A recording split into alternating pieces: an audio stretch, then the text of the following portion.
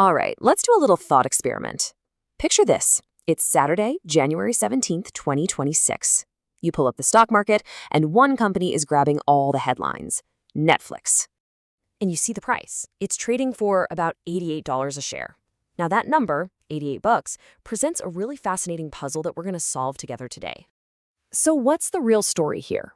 Is $88 a total steal for a piece of the Netflix pie, or are you just buying into the hype? Let's break it down and find out for real. Okay, to get to the bottom of this, we have to wrap our heads around one crucial idea.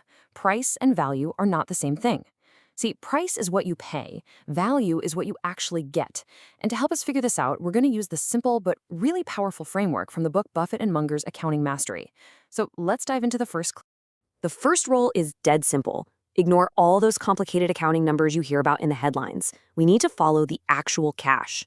Forget about reported profits for a minute. What we really want to know is how much cold, hard cash the business actually puts in its pocket at the end of the day.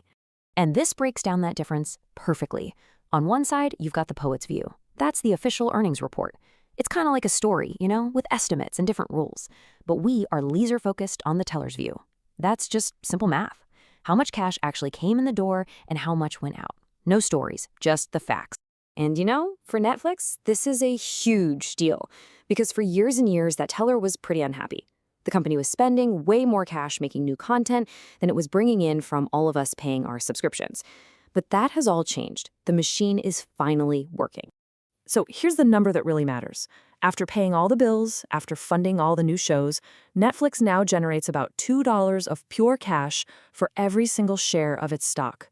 This $2, this is our bedrock number. It's the starting point for everything else we're going to do. Now, I know what you might be thinking. $2 on an $88 stock? That's barely a 2.3% return. My savings account pays better than that. And you know what? That is a completely fair point. But here's why that $2 is so incredibly special. That cash is protected by something investors call an economic moat. I want you to literally picture Netflix as this massive, impenetrable fortress. And that fortress gives it a mathematical superpower that almost no one else has. Here's exactly how that superpower works. When Netflix spends a massive $200 million on a new blockbuster movie, they get to spread that cost across 280 million subscribers. That means it costs them less than $1 per person.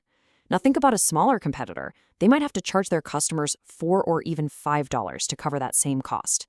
This advantage is huge, and it means that $2 cash flow is incredibly safe and very likely to grow. Okay, so we know the cash is real, and we know it's safe. So let's get to the main event. It's time to actually calculate what a single share of Netflix is truly worth. Now, to figure this out, we have to make a few educated guesses about the future. And just so we're clear, we're going to be really optimistic here. Let's say Netflix's cash flow grows by a whopping 15% every single year for the next decade. And let's also say that we want a solid 10% annual return on our money. These are very, very generous assumptions.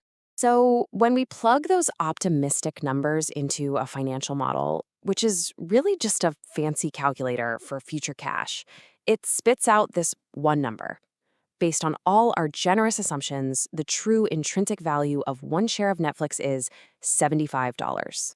So here's where we stand. The market is asking for $88. Our own calculation, even when we were being super optimistic, says the value is closer to $75. That's a $13 gap. So what in the world does that gap mean? Does this mean buying Netflix today is a mistake? Not necessarily, but you absolutely have to understand what you're paying for with that extra $13. This famous quote from Charlie Munger is the absolute key here. See, Netflix is, without a doubt, a wonderful company. It's the dominant leader. But at $88, you're not getting it at a wonderful price. You're getting it at a fair price. That extra $13 is what you could call a quality premium.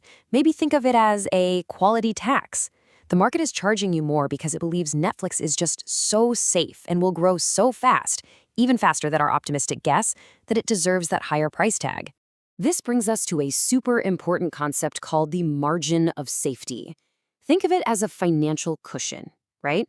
If the real value is $75 and you manage to buy it for $60, you have a $15 cushion in case things don't go perfectly. But at $88, that cushion is gone. You're paying a price that basically requires perfection. And speaking of things not going perfectly, there is one major risk we have to consider that could threaten this whole thing. It's a classic trap for really successful, cash-rich companies. It's called the CEO ego trap. What happens is a company becomes wildly successful and suddenly it's swimming in cash. The temptation is huge for them to go empire building, making flashy purchases like buying movie studios or theme parks. The problem is, history shows us that these big moves often destroy value instead of creating it. All right, so let's pull all of this together. We've looked at the cash, the moat, the value, and the risks. What is the final call on Netflix at $88 a share? Here's the final audit summary, kind of like a report card. The business itself, it's an A-plus machine, no question. But the price, it gets a C. It's expensive. That gives us a B-grade value of $75 per share. What you're looking at is a fantastic business that is trading at a premium. And that leaves us with the final thought here. If you buy Netflix at $88, you are not bargain hunting. You're making a conscious choice to pay that quality tax to own the undisputed champion of streaming. Now, that can absolutely be a winning strategy, but it's a decision you have to make with your eyes wide open, knowing you're paying a price that demands perfection.